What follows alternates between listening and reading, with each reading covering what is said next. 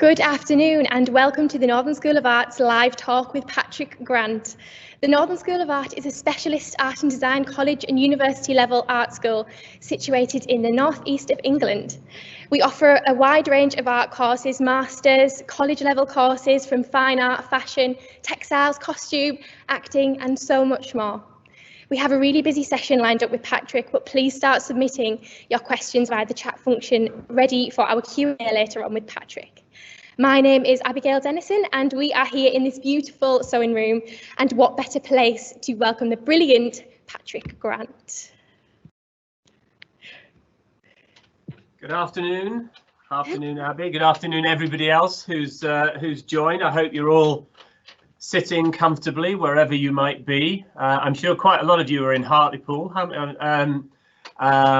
which a little known fact, I lived in for a year after school. I think Abby knows that. But what I'm going to do today is give you a very quick rundown on my sort of career path to date. And what we're going to do then is we're going to take the first of a series of questions that have been submitted already by video, and then we will be taking your questions live via the power of chat, which is very exciting. So I'm going to just give you a quick rundown. So funnily enough, my connection with the Northeast is quite strong. I was born and brought up in Edinburgh, but I moved to school in a small town in County Durham called Barnard Castle.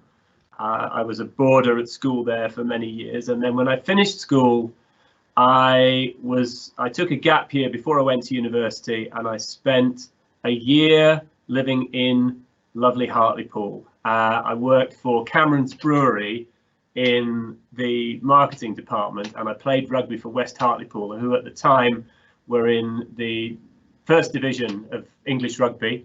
They were a big club at the time, doing very, very well, and I played with them and had a fantastic time. So I've got very fond memories. Lots of the first things I did in my life, sort of memorable first events, all happened in the Northeast. We used to spend a lot of time in nightclubs in Middlesbrough and Newcastle and other locations around and about. So I have a great fondness for the Northeast, and it's an area that has a great deal of similarity to the Northwest, where I am speaking to you from today. I'm talking to you from my office at our clothing factory in Blackburn, another industrial area with a very long and illustrious past.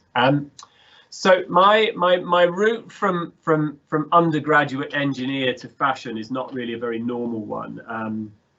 I was very fortunate to get a great degree from Leeds University in material science and engineering. So I did study a little bit of textiles, but more from a technical point of view.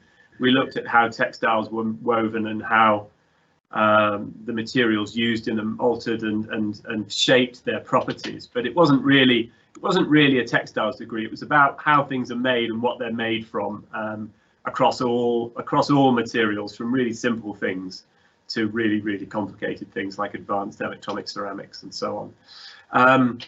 But it was a great grounding in everything that is good about, you know, making things. And you know, as a kid, I was always obsessed with how things are made, what things are made from.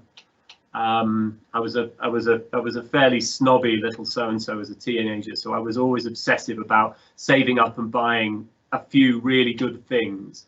I liked good stuff. I was one of those people that there was an advert for Galaxy chocolate that was like, why have cotton when you can have silk? And I was one of those people. I always wanted to make sure that I had the best, and I liked handmade things. I used to do quite a lot of craft. I was lucky at school. Both Barnard Castle and the Edinburgh Academy, where I was before, had great art departments. We had great facilities, and I spent a couple of both before I went to university and after I finished university. I spent summers working on summer camps in California a place called Santa Cruz. And I taught craft, so I taught kids how to throw pots. We did pinch pots with the little ones and wheel pottery with the older kids, and we did leather craft, and we had a lot of fun making dream catchers, and just we got to explore making things, and it was a great experience for me, and also obviously a fantastic experience for young people to learn to use all the different parts of their brain in that way. So I left university and traveled for a little while. I had a couple of years of traveling in the US post working on my summer camp. And when I came back, I got a job in engineering in just outside of Liverpool for a really big blue chip British manufacturing company called BICC. At the time, we employed about 35,000 people in the UK, most of them in the Northwest. We had 5 factories in the Northwest. And we made cables. It was really exciting, sexy stuff. I had a fantastic kind of education from them in how business works and how international business work, and I traveled extensively, and I had whilst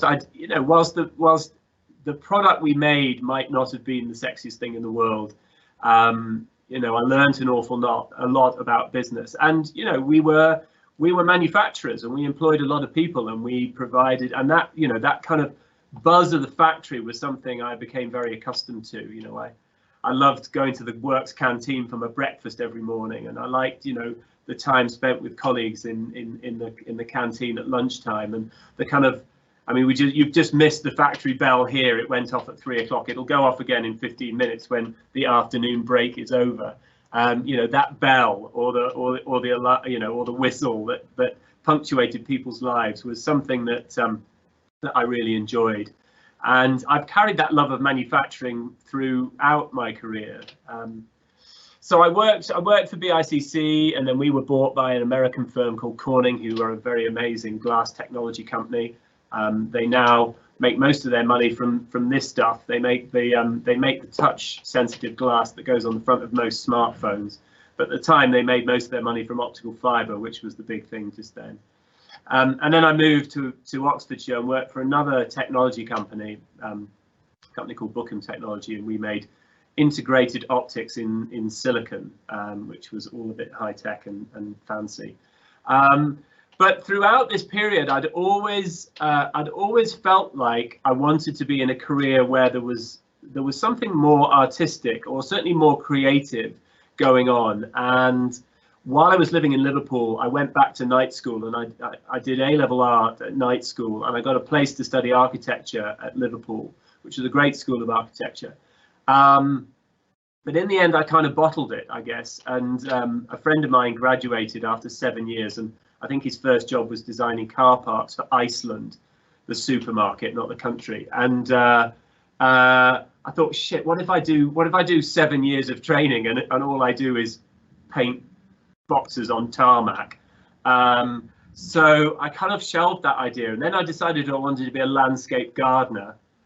So I went off and I volunteered for the National Trust and did a bunch of different kind of gardening bits, and applied for their trainee gardener / estate manager training scheme.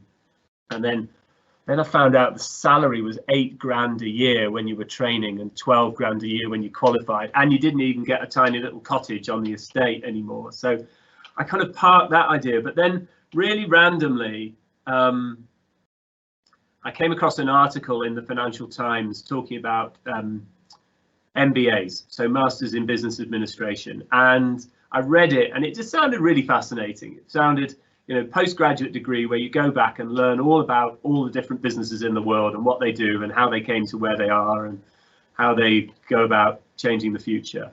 And so I applied to a couple of schools, and was very fortunate to get into both, got offered a place at both the ones I applied to. And I ended up taking a place at Oxford and spending 2 years there doing a postgrad in business. And I had an amazing time. I got to do lots of fun stuff, got to get involved in all the kind of great activities that being in a 700-year-old college allows you to do. And when I finished, so before I finished, I had a piece of work to do, and I'm trying to remember. I think it might have been in one of my finance courses, and I can't remember what the piece of work was, but I was due to have lunch with a friend of mine, and he messaged me and said he'd been stuck in a tutorial or something, and so I went into the dining hall at New College on my own, and there weren't. I think all the undergraduates had stolen most of the newspapers, so the only newspaper left was a Financial Times. And I sat and I read that on my own because it was late and everyone else had cleared off. And I got to the businesses for sale section in the back, which was just a little half page that I'd never read before. And in that section, on that one day, was an advert. And it was an advert for a very old tailor on Savile Row called Norton and Sons, and it just said, for sale, tailors to kings, presidents and emperors, or something like that. Write to Mr. Granger at this address. And I read it and I thought, wow, it's a Savile Row tailor for sale. I mean, that can't be real. So I wrote to him and he wrote back, and I mean, it was real, and it was a almost 200-year-old tailoring business that was in a very bad financial position. It was in a CVA and they were struggling, and the family that owned it wanted out, and I thought I could do a job of running it.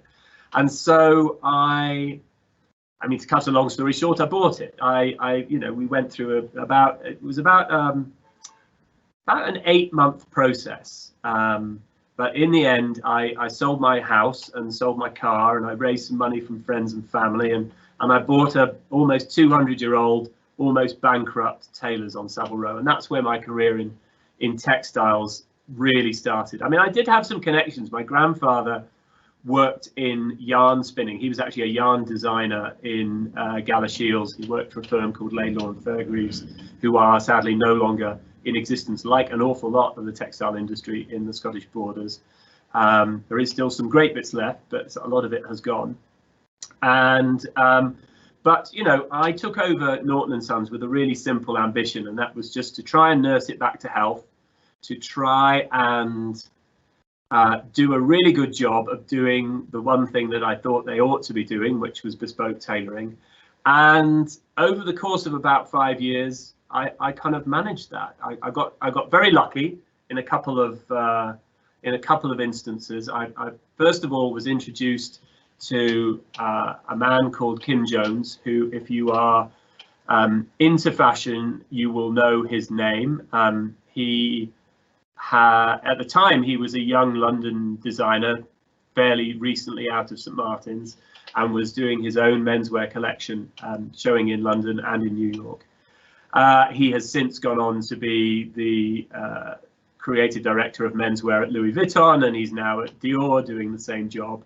And he's a pretty extraordinary guy, and he's probably the most successful menswear designer in Britain right now. And he was introduced to me by a good friend of mine who was making a documentary for Channel 4 about what it is to be cool. Who decides what's cool? Who decides when things are not cool anymore? And Kim was being interviewed for that. So he introduced me to Kim, and a few months later, Kim came in to see me in the shop in Savile Row and said, look, I've got some stuff I want to work on, and I can't think of anywhere else that could manufacture it. Do you think you could help? And I said, oh, well, hang on a sec, Kim, I'll just see if we've got time. So I went back through into the workshop, and there was kind of tumbleweed blowing. There was nothing going on. I think we can just about fit you in. And so we worked with him on 2 collections, and they were the last 2 collections that he did under his own name. And he won the Menswear Designer of the Year award for the first time that year. He's since won it about 4 more times, I think. And that was the start of something that really changed Norton's, oh, there's the factory bell, changed Norton's fortunes. All of a sudden we became connected through Kim to a lot of other young, incredibly talented designers in London, and we either made clothes for them personally, or we made clothes for their collections, or both. So we worked with Kim, we worked with Christopher Kane, Erdem, Alexander McQueen, Henry Holland, Richard Nicol, Meadham Kirchhoff, Louise Gray. We worked with the Kooples, we worked with Barber, we worked with all sorts of different people. We went on to make a whole series of collaborations with different folk, mostly where we were just doing the making and they were doing the designing. But it changed the fortunes of Norton and Sons. All of a sudden, you know, Norton and Sons was the tailor in London that the British fashion world went to. You know, we picked up customers like Christian Louboutin, who became a great customer, but then became a great supporter and ally, and you know, makes shoes for our collections to this day. We've been working with him for 6 or 7 years, hundreds of pairs of amazing shoes.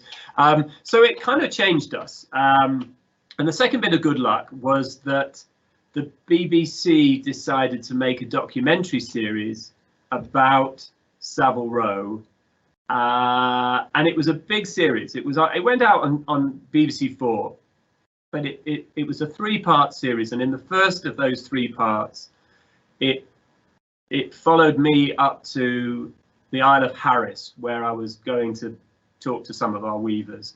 And I very early on at Norton and Sons made a decision that we only wanted to support British cloth manufacturers. We would buy British cloth wherever possible. So there are certain things that at Norton's we buy from Europe. So we buy some cottons and some linens from Europe where we can't get it from the UK. But the great majority of all the cloths we source directly from UK mills, and that was a very specific policy. And the documentary maker Ian Denyer came up to Harris with me, and this enormous story broke. The day after we got there, the biggest mill on the island was bought out by a man called William Haggis, Haggas, but nonetheless quite funny. And he had decided he was going to kind of industrialize one of the big Harris Tweed mills, and it was a big shift on the island, and there was a lot of concern about the future. And so we arrived in the middle of this big maelstrom, and the series went incredibly well. I think it was the most watched show on BBC 4 that year. They repeated it on BBC 4 times. They put it on BBC 2, the whole series, twice, and it ended up on British Airways. So you could watch, you know, the story of Savile Row on a plane, and they only had the first episode, and that was the one that we featured really heavily in. So it was brilliant. I mean, literally the following day, 4 new customers walked in and ordered, and that year our business, the year after that documentary series aired, our business almost doubled. It didn't quite double. No, maybe added about 60-70%. And we ended up, you know, having started at a very low level, our business, we grew the business 2.5 times in the space of about 5 years, and got it back to the point where it was successful. It was stable. We had a fantastic team of tailors. I mean, over the years, we kind of upgraded, and you know, we very deliberately created a lovely workshop with a nice atmosphere. And you know, if you create a place where people want to come and work, you'll attract the best talent, and we attracted the best talent on Savile Row, and we have that to this day. And obviously COVID has had a very, very significant impact on our business, but until that point we were thriving, we were stable, we were making a small profit, but a profit nonetheless every year in a very difficult very difficult period. Rents were going up extraordinarily in London. You know, our rent on Savile Row went up almost 3 times in the 15 years that I was there. I've been there. But you know, Norton's was a success, and then on the back of the success of Norton's, various people, buyers from stores, came and asked us if Norton and Sons would do ready to wear, and I didn't want to do ready to wear as Norton and Sons because, you know, we'd only just fixed it. We got it to a place where it was working really nicely. And I'm not sure that bespoke businesses and ready to wear businesses are very easy things to manage. So we were lucky that Norton and Sons had bought a number of old tailors. So they bought a firm called eTorts, and they bought another firm called Hammond & Co., both of which were very successful, very prestigious tailors in their day.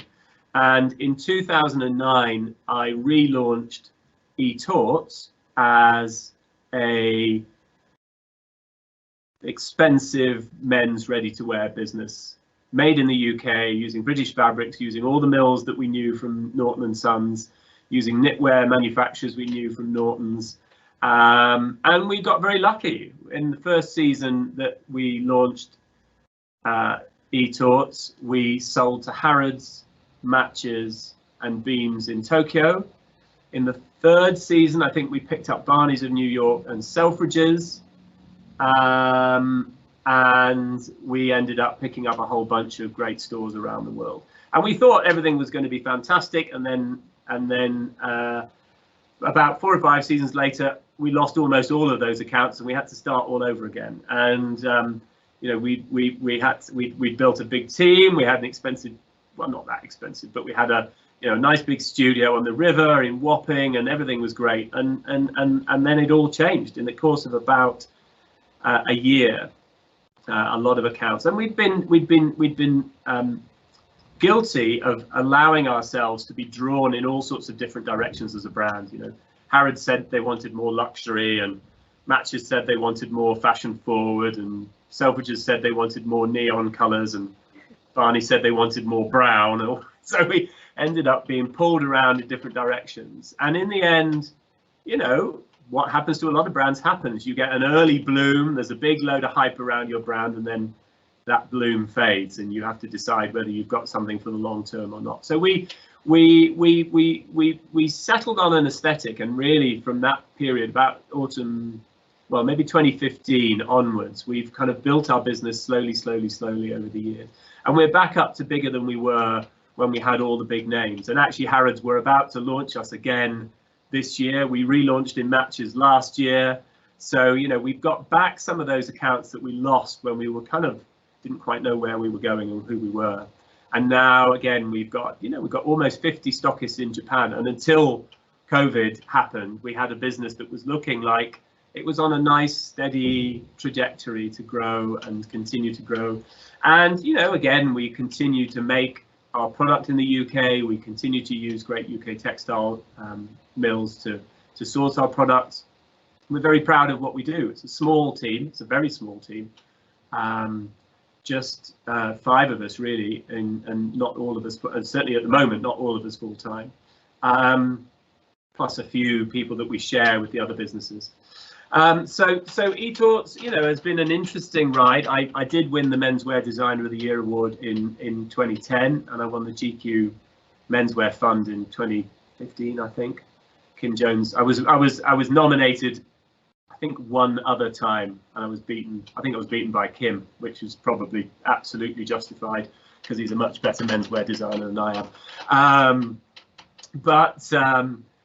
So on the back of winning that award, Debenhams approached me about doing a collection with them, and I said yes, and I relaunched Hammond & Co. with Debenhams in 2012, and we grew that to a fantastic business that was, you know, over 25 million turnover in 5 years. It was fantastic. The product was great. For a high street brand, it was very sustainable product from good factories, great quality, very affordable. Mostly made in Asia, a little bit made in Europe, but mostly made in Asia, but with great factories that Debenhams had long-standing relationships with, and people we were very certain had good labour practices and were very clean producers, and that business again taught me a great deal about, you know, what people actually wear, because it's great being in the fashion industry, and you know, eTorts, we sell, you know, a few hundred of this and a few hundred of that to small numbers of quite fashion forward customers. But at Hammond & Co, we were selling huge amounts of clothing to everyday people, and I'd see it all the time. I'd be on the tube or on the bus, and I'd see my product, and that again gives you you know, makes you feel good that you can design a product that people want to wear, because that ultimately is the point. And also we designed product. You know, we were a 2-season-a-year business. We designed product that we felt had a long life. We weren't designing things that we felt, you know, were seasonal, kind of, you know, fashionable, fast-turning items. Most of Hammond & Co. was really lovely basics, and so that's what we kind of majored in.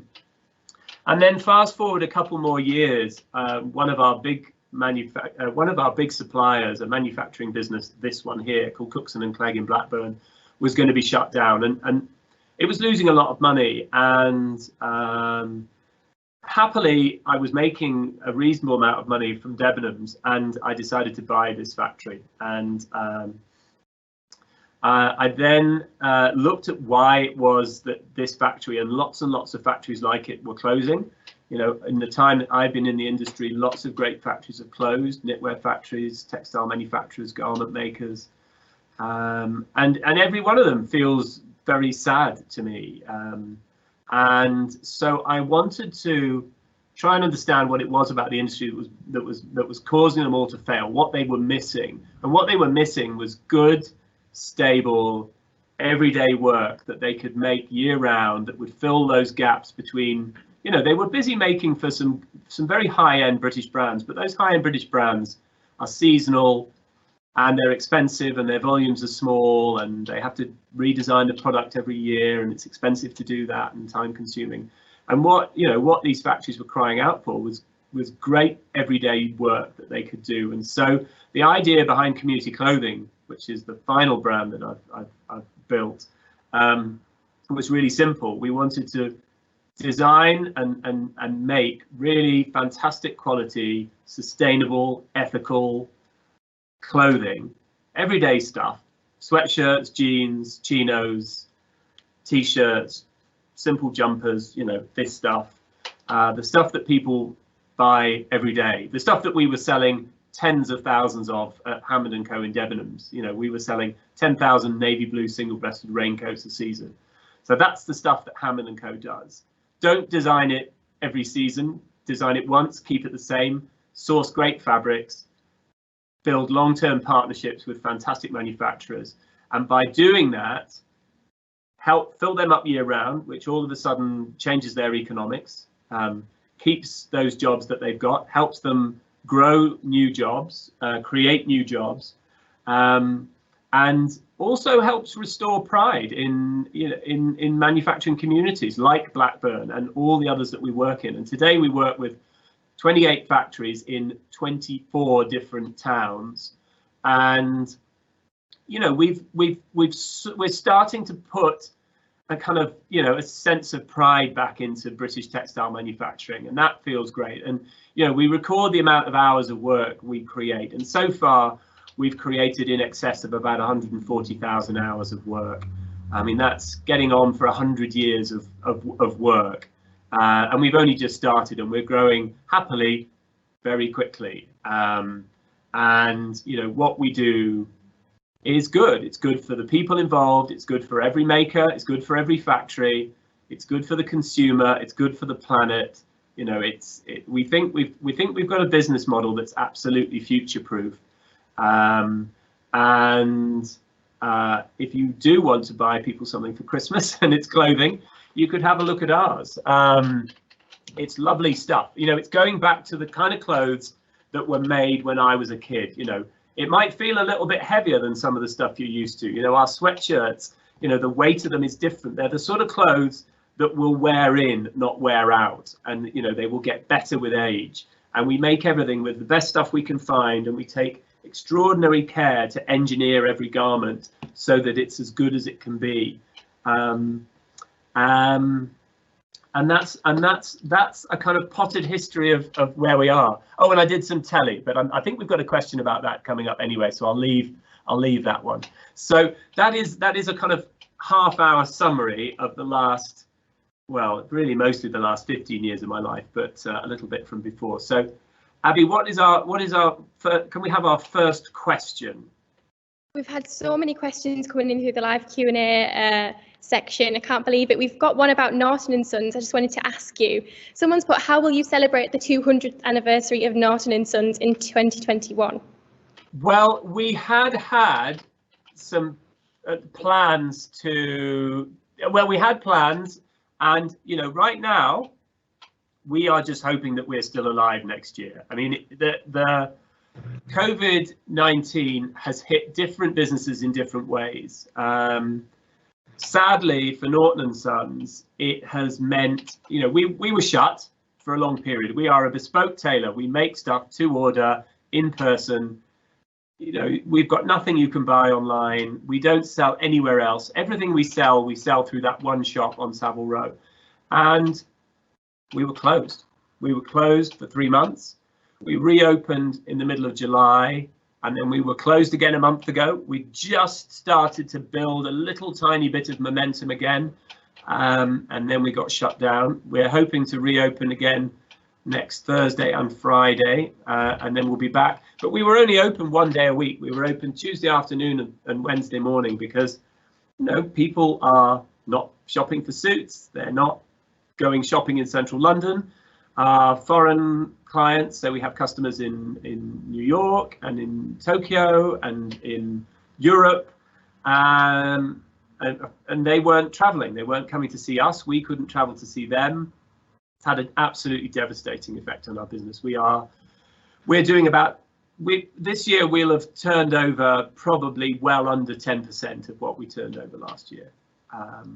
Happily, we've got a supportive landlord, and of course the furlough scheme has meant that we can keep some of our staff on, but it's been a very, very difficult year. So the plans that we had for celebrating next year, we've slightly put on hold. It will, if we are still here in our 200th year, and I think we will be. I think we'll be very, very pleased, and maybe we'll celebrate the year after that. Lovely, thank you. So I'll head over to the video questions. So the first one we've got is from the A-level fashion students at Bideford College in North Devon. Hi, we are fashion and textile students from Bideford College in North Devon. We would like to know, what support did you have when you first started your career? Right, thank you, Bideford. Thanks for the thumbs up. I was very fortunate when well, it depends which bit of the career. I think we're talking about the fashion career. We'll leave the engineering career behind. I was very, very fortunate. I mean, when I started Norton and Sons, I didn't get any specific support, but when I started eTorts, I had fantastic support from the British Fashion Council. There are lots and lots of programs, and it's one of the things that the British Fashion Council does that I think is the envy of the world. There is a fantastic pipeline of support for young talent. Before I relaunched eTorts, I actually sat on the panel that awarded the New Gen funding. So I saw firsthand how all of that, for menswear, how all of that worked and how much that helped young designers in the UK. And then as a designer myself, I won Fashion Forward, I won the Fashion Award, and I've won various different, I was shortlisted for the BFC Vogue Fund a couple of times, and then I won the BFC GQ Fund. So we got an awful lot of direct cash support, which was great. But we also got some very, very good mentoring, and we continue to get mentoring to this day. I had a chat with a new mentor yesterday who's got an extraordinary CV, and I mean, the mentoring is helpful in many, many ways, and we had some fantastic ones. I had Marigay McKee, who's the ex-boss of Harrods Fashion, as a mentor. I had a lady called Mary Adair McCare as a mentor. I had the whole panel when we won the GQ Fund. I had some fantastic support from some brilliant seasoned industry professionals. And I think it really helped our business a lot. I mean, having to sit down and really think about what you're all about and where you're going is an enormously valuable thing. And normally when you're running a business, you don't have time to stop and spend 3 weeks, deep diving where you're gonna go and what you're all about. But when there's 150 grand at stake, you find the time to do it. And so the process, you go through panel interviews, and it's quite a lengthy process, and it really does make you think. So hats off to the BSc. I mean, they really are a phenomenally supportive organisation, and you know, and also there's a lot. I mean, it's amazing that the designers in the UK are generally incredibly supportive of one another. I mean, I think in other fashion capitals, there's more. It's a bit more competitive. It's a bit more bitchy. It's a bit more cutthroat. But in London, you know, I was the only menswear designer in the Vogue Fund shortlist the first year that they did it. I think Erdem won it that year, but Christopher Kane was on the shortlist, and Roxanda. Who else was on it? Louise Gray, maybe, Richard Nicol, Mary Katranzu, Peter Pilotto, and we, you know, they took us all over. You know, we all flew off to Hong Kong for 3 days, and we all got shuffled around in a tiny little minibus, and we all got drunk together, and we shared, you know, we helped each other, and every, you know, oh, Jonathan Saunders was on that list as well. But everybody supported, you know, if you asked Christopher Kane who his favourite designers were, he would list 4 other designers from London who, you know, it was incredibly supportive. So peer support was also incredibly generous and incredibly valuable. So yeah, I've had a lot of support. I'm very lucky.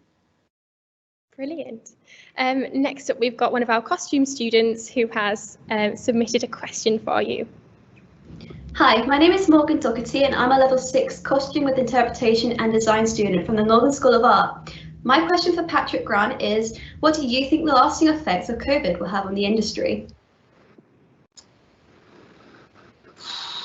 Gosh, well, that is a tricky one. I mean, there are obviously some very, very significant changes. What COVID seems to have done is accelerate the adoption of technology by about a decade in about half a year.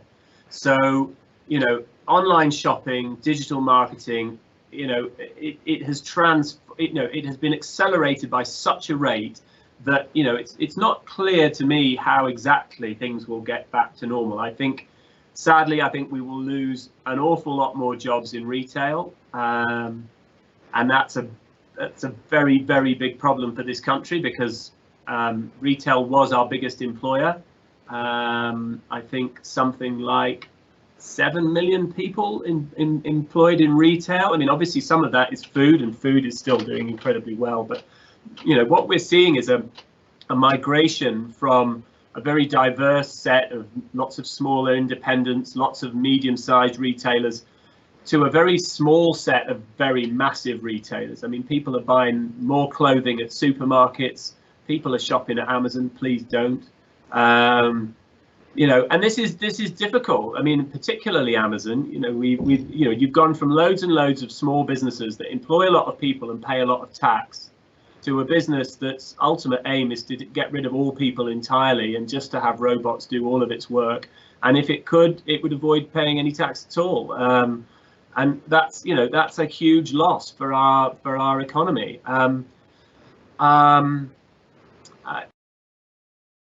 Specifically, the textile industry, I mean, the manufacturers in this country, you know, saw a bit of a drop off in the early part of the year. I think a lot of them were struggling. Quite a few of them closed down, furloughed their staff and closed temporarily.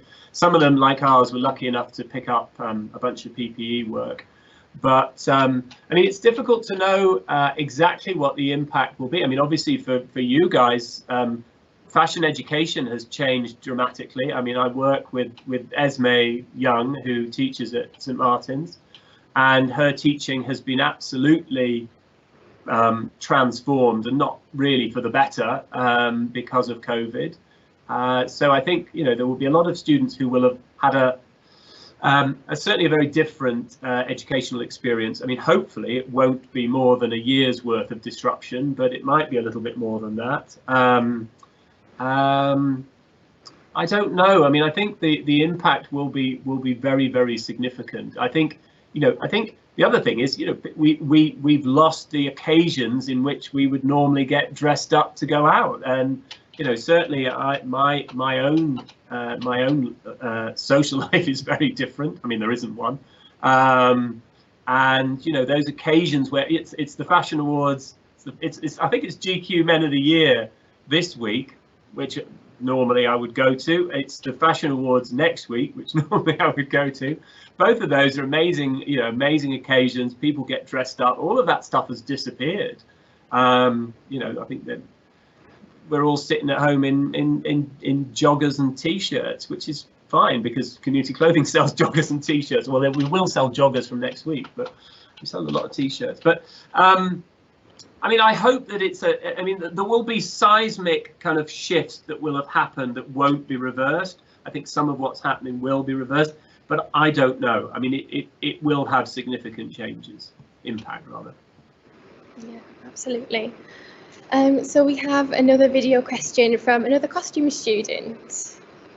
Hello, my name is Rosie Fors. I'm a level 6 costume student at the Northern School of Art. My question for Mr. Grant is, how did you get into TV and other medias, and how did this influence your ability to be a tailor, and are there any things you've had to change being such an influential member of the tailoring and sewing community? Well, I touched on it a little bit earlier. I was involved in a documentary series about Savile Row, which was very, very successful. And then on the back of that, I got lots and lots of people writing to me, emailing me, phoning me, calling in at Norton and Sons, saying what's happening to Harris Tweed on the back of what they'd seen in the first documentary. So I suggested to the BBC that they make another documentary about Harris Tweed, which they did. It was another three-part BBC 4 series, which also made by Ian Denyer. It was fantastic. And then I was involved in a program for Sky Arts about the suit with Alistair Sook, called The Perfect Suit. And then the BBC got in touch, and they were making they were doing a pilot series of Sewing Bee, and they wondered if I would be interested in trying out for it. And the lady that commissioned Sewing Bee originally at the BBC had also been the commissioner for the Savile Row documentary and the Harris Tweed documentary. So she knew me. We'd never met, but she knew me on screen from that. And I don't know if I suspect that was why I got my name thrown in the hat. But I screen tested with a bunch of different people, and I got the job, and we got started. And I think the hope was in the first year that we might just about get 1 million viewers, and in the end we got more than 2. And the show has gone on to be something of a hit. You know, the audience figures have exceeded all of our expectations, and I think last season, this year's show got about 6 million viewers, which for a show about sewing is kind of spectacular, and we're all very, very pleased. And it's allowed me to do lots of other things. So during lockdown, you know, I ran a thing called the Big Community Sew, and I wouldn't have been able to do that if I hadn't been a well-known public figure in the sewing world. You know, that was a voluntary program for people with sewing machines to make face coverings for their friends and neighbours and family, and it was an extraordinarily successful campaign. You know, I did it in collaboration with Public Health England and the Cabinet Office, and you know, we had ministers signing off our press releases, and you know, but it had an enormously positive impact. I mean, it had an enormously positive impact because lots and lots of people got reusable face coverings for free, but also lots and lots of people who were really struggling during lockdown with mental health issues, with isolation problems, just with, you know, a lack of purpose in their day, all of a sudden had something fantastic to do, and they got a group of like-minded volunteers to interact with on a daily basis. They built networks of new friends, and loads and loads and loads of people learned to sew. And that was a great thing. I mean, sewing machines sold out across the country, and you couldn't buy elastic for love nor money. But yeah, so that's how I got into it. And you know, it does allow me, and I think community clothing would not be as successful as it is if I didn't have a high profile through Sewing Bee. yeah, it's been, and also it's a lot of fun. I mean, it really is. I mean, it has been undoubtedly the highlight of my year. I mean, we filmed. I moved up to Lancashire to manage everything that we were doing on PPE this year, and so I've been living up here since March, very end of March or beginning of April, and I had to move back to London and live in a rented flat next door to the set where we were filming. So I had 6 weeks in it. Well, actually I had 7 weeks because we filmed for 6 weeks, so I had to go into isolation for a week before we started. And I had COVID tests up my nose every 3 days, but we made the show and it was a tremendous amount of fun, and we had fantastic contestants.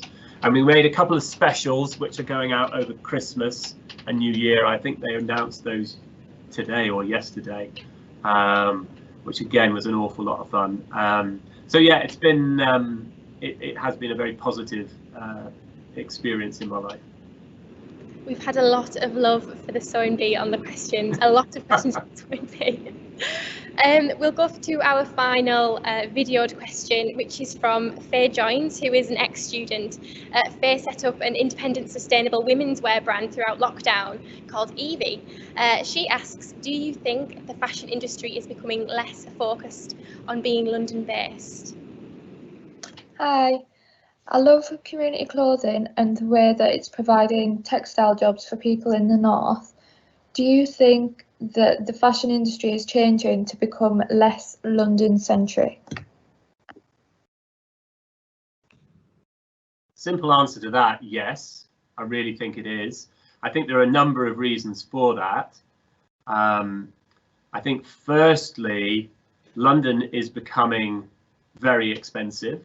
So studio space in London is now way beyond the means of most young designers. If you want to leave art school and set up a fashion label, you know, you're not going to be able to afford a studio anywhere near central London. I mean, you're probably not going to be able to afford anywhere within the M25 pretty much these days, unless it's really rough. I mean, obviously there are still some very, very good art schools in London. I mean, we work quite a lot with all of them, but there are also a lot of fantastic art schools all the way across the country. And, you know, if I look at Blackburn, I mean, Blackburn has a fantastic fine art degree course run by an amazing guy called Jamie Holman. And we work a lot with him and with the students there. And you know, it is transforming the town in funny and interesting and unusual ways. You know, there is a lot of empty space in Blackburn, and that space is cheap. And the council here, Blackburn with Darwin Council, are incredibly progressive. Their view is there's an empty space, let's use it. So they're giving spaces to artists for galleries, for studio space, and it's making things happen. And I think, you know, cities, I've lived in Manchester and Leeds and Liverpool. You know, the Liverpool, I think, is more interesting. You know, there is still a bit more inexpensive space in that city, but Manchester's incredibly expensive, and Leeds is the same. And I think, you know, towns like Blackburn and Hartlepool and others will emerge because, you know, people can afford to be there. You know, our rent on Savile Row, the rent per square foot at the front of Savile Row is £305 a square foot. Our rent here in Blackburn is £5 a square foot. I mean, it is staggering, the difference. But I think also that, you know, COVID has changed things for the way people work. I mean, people are just moving out of London.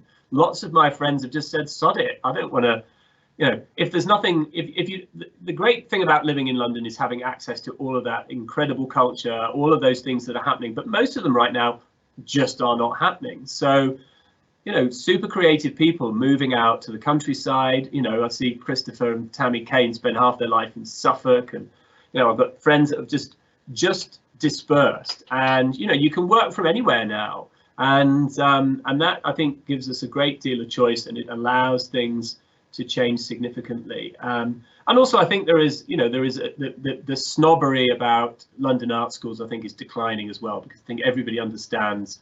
You know, I do quite a bit of quite a few things like this, and I meet a lot of students from a lot of colleges and universities across the country. and brilliant people, great tutors, amazing facilities. You know, it seems only obvious that things will start to move. You know, we can't all move to London. It's mad. Also, you know, we want to live near our families. We want to live near our friends. I think, you know, we need, the UK is the only city in Europe with just one major city. Sorry, the only country in Europe with just one major city. You know, France has 2, Germany has like 5 major cities that are all about the same size.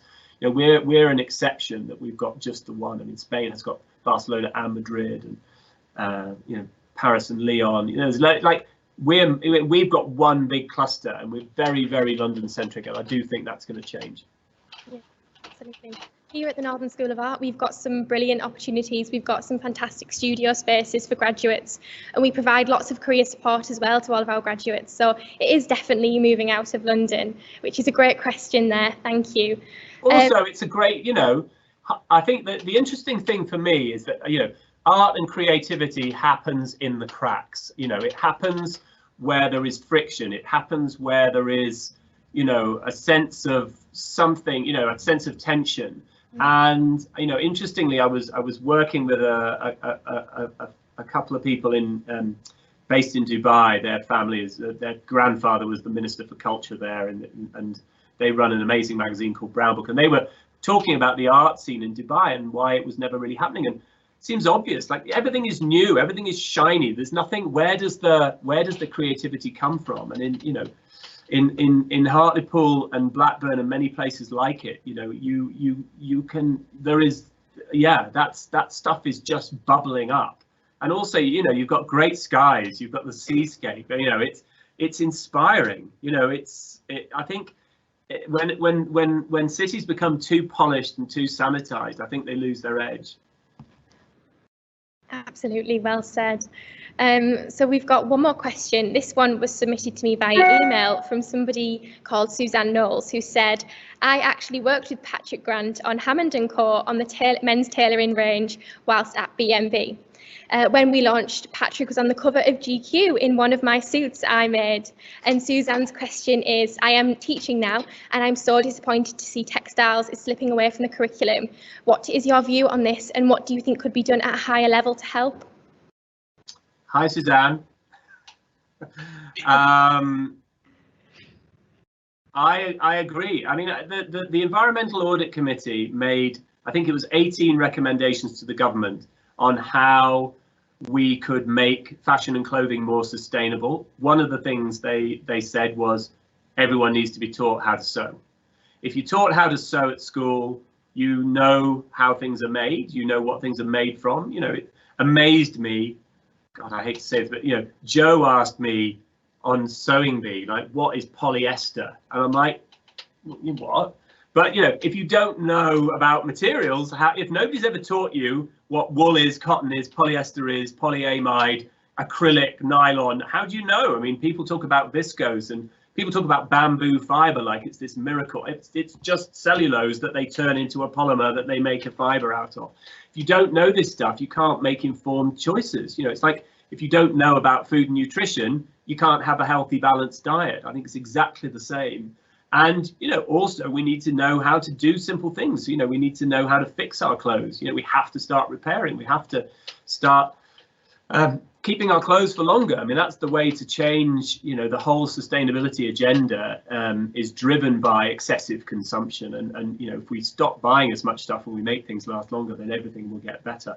But I work with, I'm the co-chairman of a thing called Future Textiles, which is part of the Prince's Foundation. So I work for Prince Charles, and we run textile academies. We have one in Dumfries, one at Dumfries House in Ayrshire, and one in Trinity Boy Wharf in Poplar. And we offer free school-age sewing classes. And the one in Tower Hamlets is new, but the one in Dumfries House has been running for 5 years. We've had over 5,000 students come through the program, and not only do they love it because it's really fun, it's creative, and a lot of them don't get a lot of creative time. You know, they get a much better understanding of what clothing is all about, how it all happens. It doesn't arrive by magic. You know, stuff has to happen to make these things appear. And I think it is incredibly important that people get an education in textiles and sewing. And for a long time, I guess it was taken away from the curriculum because I guess people, it was assumed that, you know, girls would be taught to sew, and for absolutely correct reasons. You know, it was seen as slightly misogynistic that should take place, but everybody should learn how to do it. And we don't have to, you know, we don't have to sew. We no longer have to sew for economic reasons. We can sew for good reasons. We can sew because we want to, because it's fun, but also because we can make our clothes last longer, and that's a really good thing. So we've got so many questions coming in through the live Q&A. One question from an anonymous poster says, what skills and attributes do you look for when employing designers or machinists, etc.? What advice would you give to students when applying for a graduate position? I mean, for students in design, we look for a fantastic kind of creativity, amazing. You know, we tend to hire people with MAs mostly, and because it is, you know, it's competitive. But we look for people that have got really, you know, we like nice people. We want people that are fun to work with. We want people that are really hardworking. So we want diligent attention to detail. But, you know, we want people that are bringing ideas to us and really want to work hard and make things happen. And I think that's the most important. In terms of machinists, they need to just be fantastically skilled, really accurate, very quick, and also jolly. I mean, it's nice, you know, we want to have a happy workforce here. So I think, you know, a lot of that, you know, good personality carries a long way in a lot of jobs, but also hard work and application. Perfect. We've got a question here from Catherine, who says, will you be taking eat-outs into optics by producing frames? We did a collaboration with, we've done a couple of frame collaborations, but we won't be in the near future. I mean, if the brand was bigger, I mean, a lot of businesses make most of their money. You know, the fashion world is mostly funded by fragrance, sunglasses, watches, and bags. And bags less so now than it was, but sunglasses and fragrances make huge amounts of money. My ex designed the sunglasses and the watches for Marc Jacobs, and I can't tell you how much it is, but it was an eye-wateringly large number, their sales. I think you've got to be, you know, and the sunglasses world is kind of, there are two factories in Italy. They're in the same town, one called Luxottica, one called Safilo. One of them owns Sunglass Hut, the other one owns another big sunglass. Like, the whole thing is stitched up entirely. And I think if you're going to be successful, but I mean, there are small people like Linda Farrow. We worked with, oh gosh, what are they? Why can I not remember their name? Somebody will be able to look it up. We worked with a really small British sunglasses manufacturer. We worked with another little one that was in the Burlington Arcade on a couple of things. We've done a few bits, but no, I mean, it's not something we have. It's a very specialist thing, and you need a good partner to do it. Yeah, absolutely. We have a question coming from Patrick Smith, and he says, I was lucky enough to get a bespoke suit from a well-known London tailor. He was very scathing of a then competitor securing a deal with M&S for men's suits. Although he later secured a similar deal, this to me illustrated very nicely the tension between creative and commercial considerations, which is a very good point. How do you reconcile the two in your own work, and what advice would you give to the students around this? Well, I have a commercial line. I have a tailoring business. I mean, I keep them all in very separate silos. But it's undoubtedly the case that the UK fashion industry would not exist without the commercial partnerships that allow it to happen. I mean, Christopher Kane worked for Versace for years and years, and the money from Versace paid for Christopher Kane. Alexander McQueen only stayed in business because even though he was bought by the Gucci Group had got fed up with lending him money and him losing money year after year. And it was only when they licensed the McQ brand that they managed to pay back the money that Gucci had lent them, and they stayed in business. Fashion designer fashion houses, unless you are massive, need commercial partnerships to keep things going. But you apply the same rigor. Every commercial partnership, everything that we do, or everything that I do, I try and do it in absolutely the best way that I possibly can. I apply the same rigor and discipline and creativity, and I really enjoyed working with Debenhams. They were a fantastically professional organisation. I learned a lot from them. We designed really great product. It was affordable. People could, it was accessible to most people, and it was fun. It was fun to see it moving. And I think you just have to apply the same high standards to every single thing that you do, whether it's for a high street brand or a designer or anyone else. Absolutely. Well, thank you so much for this time. That's unfortunately all we've got time for. It's 4 o'clock. But thank you so much, Patrick, for your inspirational career story and joining us today. Thank you so much. Thank you.